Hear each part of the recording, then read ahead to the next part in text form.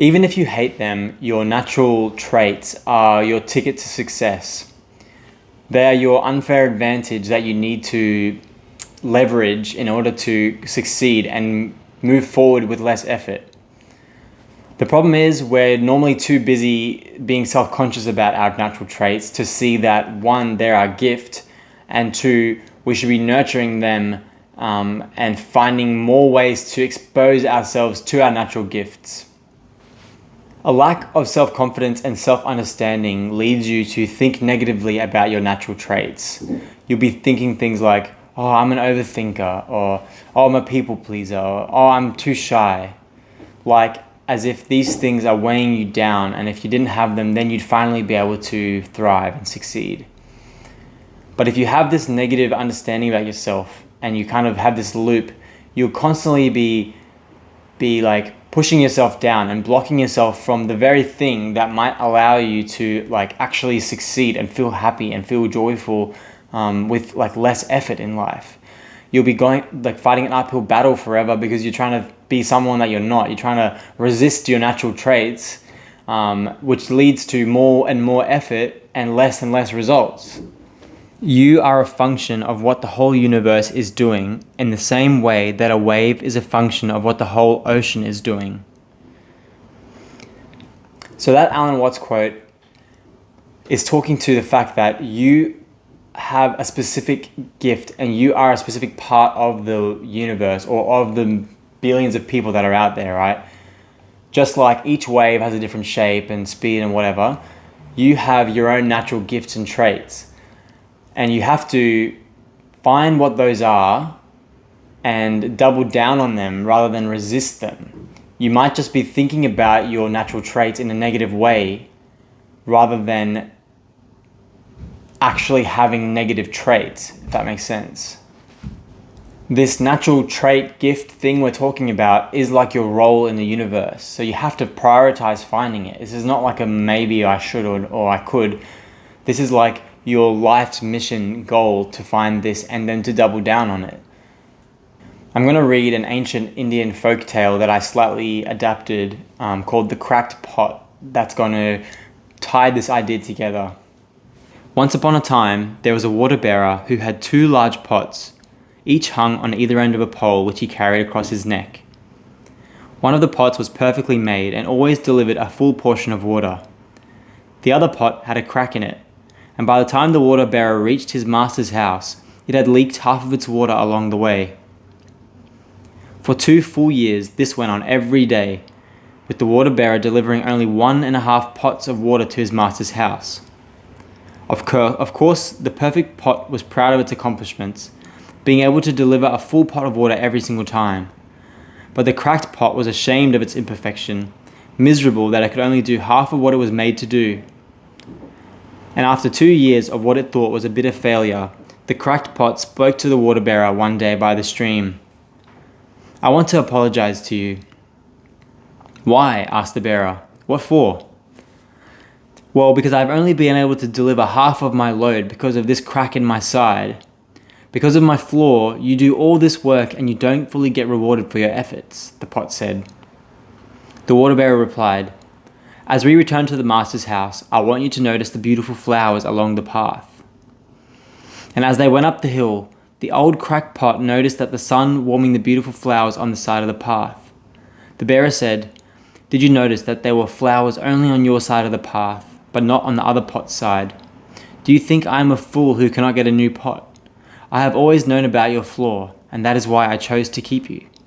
I planted flower seeds on your side of the path, and every day while we walk back from the stream, you've watered them. For 2 years, I've been able to pick these beautiful flowers to decorate my master's table. Without you being just the way you are, he wouldn't have this beauty to grace his home. My imperfections and failures are as much a blessing from God as my successes and my talents, and I lay them both at his feet." Gandhi. The thing is, your imperfections or flaws are actually your natural traits and gifts in disguise. Anxious people might feel frustrated by their constant worrying but their heightened awareness and risk aversion make them great planners, creating safety and structure where others might overlook the details. And overthinkers wish they could stop spiraling in their thoughts, but it's their attention to detail and consideration of others' feelings that make them incredibly thoughtful friends and valuable problem solvers. So they're not really flaws after all. They're just traits that are a certain way. They're not good or bad. They're just traits. They're just what you are. And if you stop looking at them from a negative lens and start thinking about them in terms of like your strength, you can actually create this life around them and start to double down on your natural gifts, which means that you can do things with less effort and get more results. Like if you're naturally a sprinter, you're not going to be saying, oh, I'm only a sprinter, I can't run long distance. No, you're going to be saying, I'm a sprinter, so let me be in long distance and just sprint and become the best at that. So self-improvement or self-acceptance then? Well, kind of like anything, it's both, right? Because your natural personality and traits are one thing. You don't want to stray too far from that, but you also don't want to be so stubborn that you can't work on yourself. And so over the years, I've sort of found that your natural gift is sort of like this through the middle, right? Like, or this big line in the middle. And working on that is kind of like fine tuning, like, and you can go off to the side a little bit, but when you start to bow all the way out here, that's when you start to find problems, right? Like for me personally, when I was a kid, I thought of myself as a loudmouth. So I'd always be upset that I would always blurt things out without speaking, or I was never shy to speak. That was the thing. I always just said it. I always said things. I put my hand up in class, and at the end of the day, I would sort of be like, oh man, I wish I was a bit more quieter. Like I wish I didn't blurt things out so much, because I'd always end up in these bad situations because of that. And so over the years, what I did was I tried to implement these rules with myself, where I like stop talking, or think for a few seconds before I actually said the thing. And that actually was really good for my life, and it actually helped me to be able to stop, think, is this necessary, and then speak. But that's not to say that I went a completely like left field route and stopped speaking entirely, or I went down a career path where I wasn't allowed to speak, you know what I mean? And it's like, you want to be able to fine tune, not completely redesign. And so what I personally did as I got older was I fine-tuned with those little rules I just told you, but then the big picture was like, look, I'm not going to change, so I might as well double down on this. So I started designing, like speaking more at work, public speaking. I started like volunteering for, doing running things and speaking and leading the workshops and stuff. I started running my own workshops at work. I even started a bloody YouTube channel. So it's like you have to play to your strengths in a way, but also like do these little adjustments along the way so that you are proud of who you are. To summarize this whole discussion, your natural traits are what people actually love about you and what you can use to thrive in life. Consider that if you think you talk too much, maybe that's why your family and friends love you. Maybe you should go down that path and say, how can I lean into the fact that I talk a lot to my advantage? And how can I continue to be the way I am without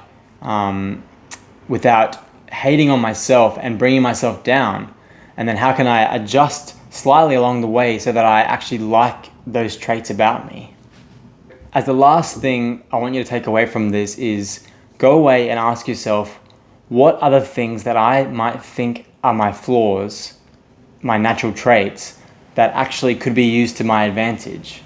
Instead of thinking, these are my flaws, think, how can I use these traits to benefit myself, and how can I lean into them? I hope you found that valuable. This idea is very impactful for me, and I found that it took me from like not really liking myself into a point where like, oh, life is actually a lot easier than I thought.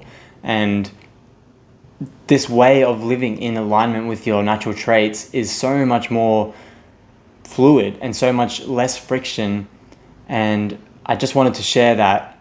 And I even made like this free PDF where it has like questions. It asks, like I ask you to help you find out your natural traits if you're not so sure, because I know it can be tough to like figure out, oh, what are my natural traits. So there'll be a link, I think, in the description if I can get it to work.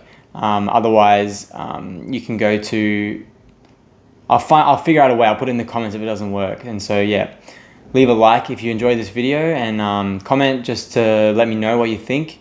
And if the links aren't working or whatever and you want the PDF, comment and I'll DM it to you. And subscribe. These are going to coming every week. So yeah, thank you for watching and I really appreciate it.